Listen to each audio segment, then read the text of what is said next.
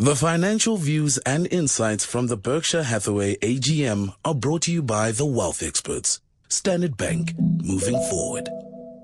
Now he says Berkshire, I say Berkshire. Chris de Klerk, my partner in travel, all the way from Standard Bank, all the way to Omaha, Nebraska. We agree on the pronunciation there. Are you a Berkshire or a Berkshire pronunciator? I'm a Berkshire pronunciator, Bruce. And I looked that up on the internet to double check. You can use either. Okay, well, as Abraham Lincoln said, you should never read anything you believe. You never believe anything you read on the internet. Remember that. Now listen, Berkshire Hathaway, Warren Buffett and Charlie Munger. We sat next to each other during the 7 hours it took for them to answer questions on Saturday. I think that there's a career in sit-down comedy for both of them. At some point in the future, if this investing thing doesn't work out, these guys are funny. Yeah, and it's clear, Bruce, that they were very comfortable with each other, being partners in over 50 years. So it was quite an amazing experience to be there. Yeah, I mean, so Warren Buffett there start off and he goes, that's Charlie, I'm Warren. You can tell us apart because he can hear and I can see. I mean, it's just, they take the mickey out of each other all the time. They tease each other. They're like a well-married old couple. I mean, an old couple who've been married for 50 years. That's sort of this vibe they give off. And you get the sense, Bruce, as well, that that's helped them in their investment strategies and decisions as well, is that they do challenge each other and on making the right investment calls. Now, and that's a crucial point that you make, because they've made investment calls, and they've made very good investment calls. They've made some bad investment calls. They've missed some investment calls with which they're actually surprisingly comfortable. I mentioned it earlier to Wayne McCurry, that, they looked at Google and they're very sad they didn't invest in Google. They're very sad that they didn't invest in Amazon either. But are quite comfortable with the fact that they missed two of the greatest investing opportunities of the last decade. Absolutely. I think Charlie Munger made the point that, more importantly, they didn't miss all the opportunities, which I guess is a reason for their success. They didn't miss all the opportunities, and also they made more good decisions than bad decisions. And that is a fundamental part of any active investment strategy. Make big decisions and make a few bad, small ones, and you'll be okay. Yes, absolutely. And so, I mean, Warren Buffett has said, Bruce, on one of his previous AGMs, that you buy into a company because you want to own it, not because you want the stock to go up. And he emphasized that again this year. He said, and I'm quoting here, if you just stay out of the terrible companies, you're off to a really great start. So I think that's a good reminder to us to choose our investments wisely.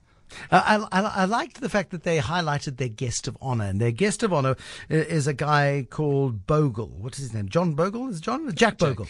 Jack Bogle. He turned 88 yesterday, and Warren Buffett said, soon you'll be old enough to be an executive member of the Berkshire Hathaway team. But Jack Bogle is the guy, he's the sort of the godfather, if you like, of index investing, of passive investing, of indirect investing.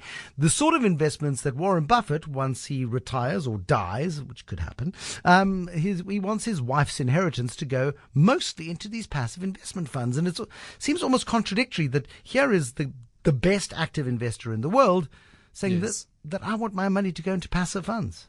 Yes, and I think it's off the back of many U.S. investors losing money to investment managers who charge extremely high fees and haven't performed and haven't delivered performance over the long term.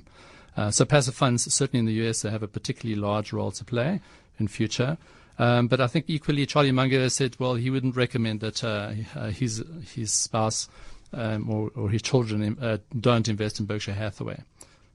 And that was one of those moments, wasn't it? It was that awkward moment. If a husband and wife were sitting at a dinner party, you'd think, divorce is coming. But it's the fact that these two old guys can have the level of disagreement that they can have, yet they like and respect each other's opinions sufficiently to allow that disagreement to be left hanging.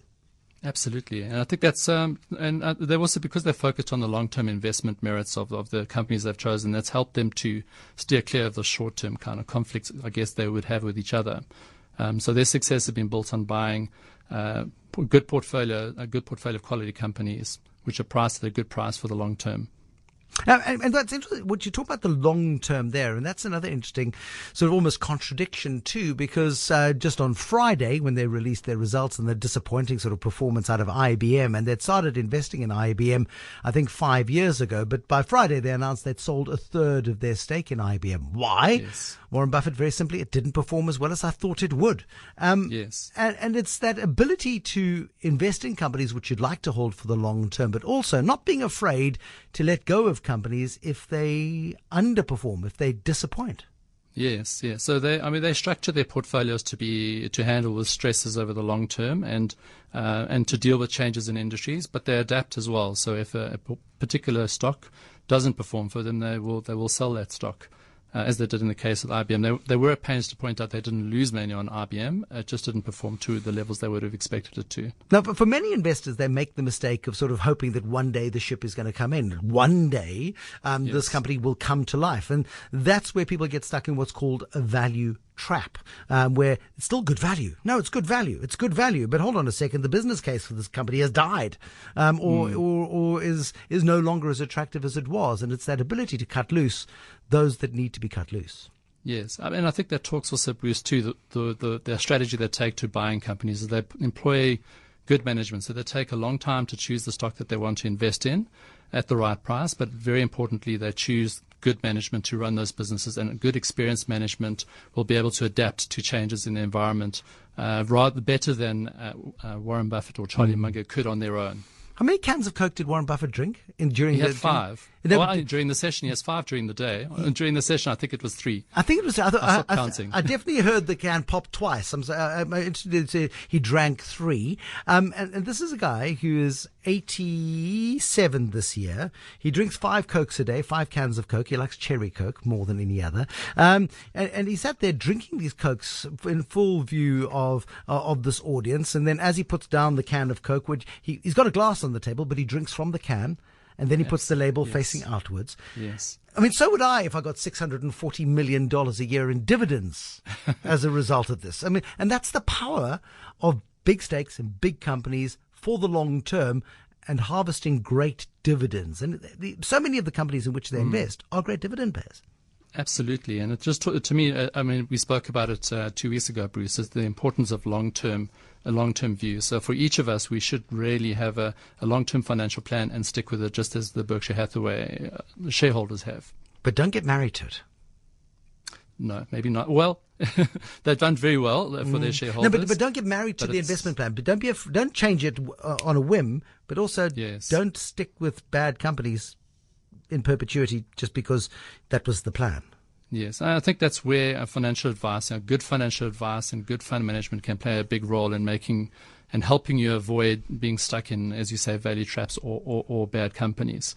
You do need expert advice, and we're not all Warren Buffetts by any stretch, and that's where we rely on experienced professionals to help us with that.